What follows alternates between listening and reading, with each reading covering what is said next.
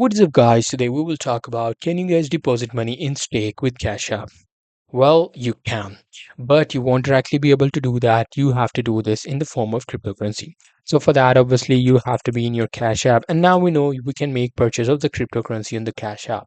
So you can use the Cash App to purchase any of the cryptocurrency. I would suggest you buy any of it according to you.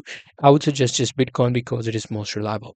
Now, once you have that cryptocurrency in your Cash App, what you have to do is you will be able to transfer that cryptocurrency into the Stake. Now we know Stake is actually like this platform or a casino platform which allow you to gamble or play games. However, if you are in the stake.com, you can enter money or add money using the credit or debit card, or you will be able to do it with the cryptocurrency as well. So as you can see, I'm at the Stakes website now. In this website, I will be able to simply add money without any problem. You can do that from the crypto as well. And in the crypto case, the Stake has its own wallet, and the wallet contains a wallet address.